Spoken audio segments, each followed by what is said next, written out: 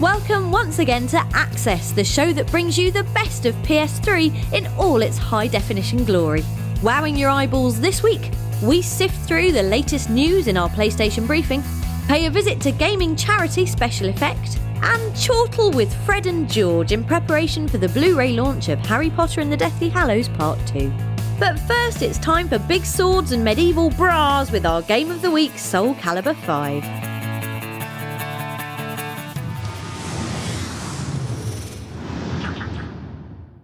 Dear Soul Calibur V, we would write if we were going to ask Namco Bandai's fighting series on a date. You're gorgeous and we'd like to fight you with sticks. Saturday? And Soul Calibur would say yes because it's awesome and knows how to show a girl a good time. The new game features plenty of familiar faces. Prancing French fencer Raphael, now sporting this excellent hat. Oozing sex offender Voldo, this time dressed as a camp disco spider, and our mega favourite samurai hardman Mitsurugi, who you'll see winning a lot through the course of this video. Look at him winning! The gameplay is familiar too, but with a couple of welcome tweaks. The soul gauge from Soul Calibur 4 has been replaced with the critical edge, which basically rewards you for being awesome. A 3-segment bar fills up when you attack relentlessly or use the new speedy sidesteps, and once it's filled, players can let fly a huge special with a couple of quarter circles. The biggest news though are the new fighters. These include Shield Boy Patroclus, Ninja Lady Natsu, Let's get serious. and springy swordstress Yan. Come on, let's fight! All of whom we ignored because we were too busy being cool with super guest star Ezio Auditore from Assassin's Creed, who stabs and shoots his enemies, sometimes all at the same time. Insieme per la vittoria. It's almost enough to stop us playing with Mitsurugi, although not quite, because when we play Soul Calibur, the inside of our brain basically looks like this. Never could imagine I'd feel this way.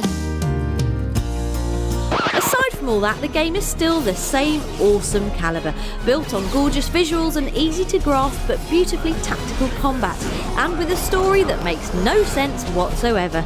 The power of the swords was not fully extinguished. Oh, we've missed you, nonsense-talking booming voice guy. Soul Calibur 5 is out in February next year, and in the meantime we'll be thinking of sunsets and holding hands with lush-haired samurai.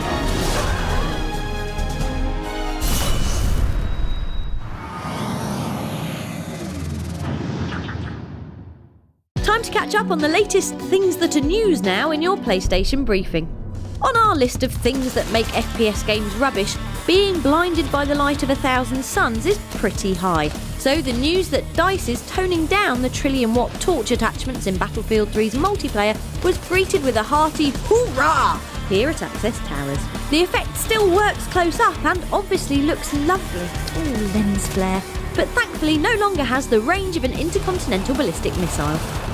In more happy multiplayer news, EA's corporate-busting shooter Syndicate has been flexing its co-op muscles, as demonstrated by this 4-player gameplay trailer.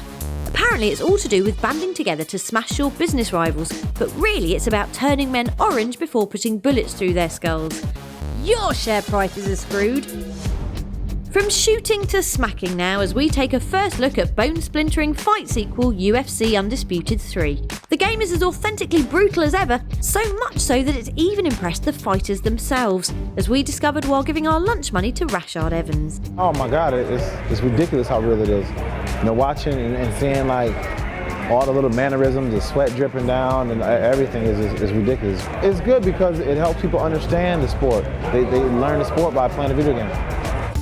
And to finish off, a quick reminder that Access now has its very own YouTube channel at youtube.com/PlayStation Access.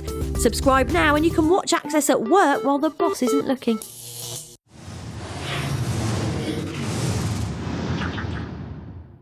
Time for some digital win now as we take a look at the week's best content on the store. After something a bit different to stick in your download trolley? Tough. Here are some zombies. Oh, put that lip away. These are the bikini-clad flesh gobblers of Holiday Paradise Dead Island. And making them dead all over again is fun like peeling dried glue off your fingers, especially now the game is available in its limb-chopping entirety from the store. and double especially because the Bloodbath DLC has arrived. The add-on pack includes an all-new Horde-style mode, so you can grind zombies into undead puree with up to 3 mates. Yum. Also available for a full game download and definitely worth revisiting is Call of Duty 4 Modern Warfare, the game that jump-started the FPS world's infatuation with mega now war situations and online kill streaking. Infinity Ward's blistering original still packs the best single-player punch since ever, and going back to that bit in the ghillie suit and this bit with the big poisonous mushroom is like doing the backstroke in a pool of liquid excellence. Doing your thumb joint to mischief on the store this week is manga-style Fist 'em Up BlazBlue Continuum Shift 2, the game that combines super-fast combos with excessively dressed characters and lots of yelling. This PSP version is every bit as slick as the series' PS3 cousins and is available for download now. We leave you with a peek at the video store where the pre-heroic X-Men are graduating from super school in first class. James McAvoy and Michael Fassbender are excellent as a youthful Professor Xavier and pre-mental Magneto, the story of the pre-Fallout mutant buddies giving the film a character-driven quality that's rare for a spandex spin-off. Meanwhile, Kevin Bacon makes sure the film doesn't get too clever for its own good by wearing a comedy neckerchief to give everybody someone to punch. Awesome.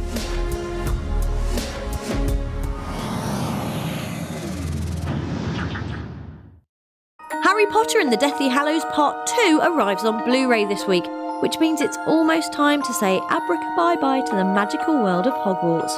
But before that, we said hello to Oliver and James Phelps, better known as prank-loving Pottermates, the Weasley twins.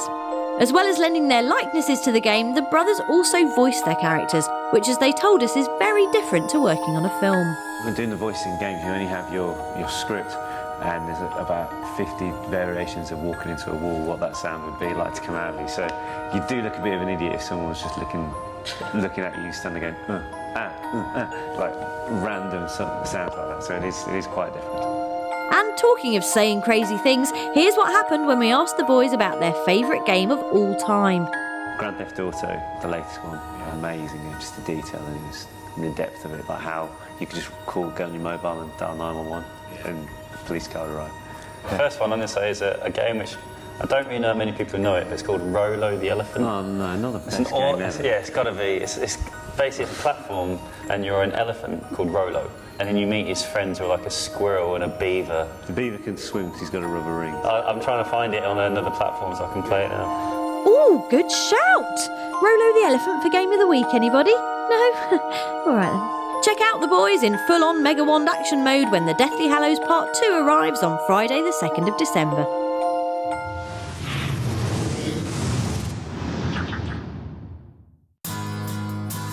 While most of us take the escapism of games for granted, for others gaming isn't so easy. This week's Access All Areas comes direct from Special Effect, a charity dedicated to making the virtual wonders of gamedom accessible for disabled people. What I do is I help work with people with disabilities. We all work with people who have disabilities to help them to be able to play computer games more easily. And in some cases, help them to play full stop, because there's no way without the help of an organisation like ourselves that they would be able to play games. For a lot of people, it might seem, video games as far more important things to give money to as a charity, but the benefits are huge for people with disabilities. If they've had a stroke, for example, or if they've had a head injury, quite often they might find it difficult to move one side of their body. Now, there's nothing more motivating than using that hand, for example, to be able to play a computer game, and we're using the steering wheel to encourage kids to grip again after a head injury. And one of the most satisfying people that we've worked with is Shaz. He found it very difficult to be able to control a traditional gamepad. He's got quite severe involuntary movements, so having a tiny joystick, it's really difficult for him to grab and control. But by finding a device with a larger joypad and enabling him to use buttons to be able to control it, he was able to control it well enough to beat the Prime Minister when he opened up and he was, believe you me, David Cameron was really trying, but Shaz absolutely thrashed him at a racing game. Thanks Mick, and to all at Special Effect. To find out more or to add your support to the cause, head over to specialeffect.org.uk.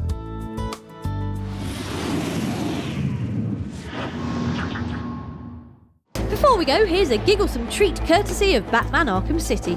Having completed the game, simply hold down the shoulder buttons, twist both left and right sticks, and holy brain Viagra, Batman!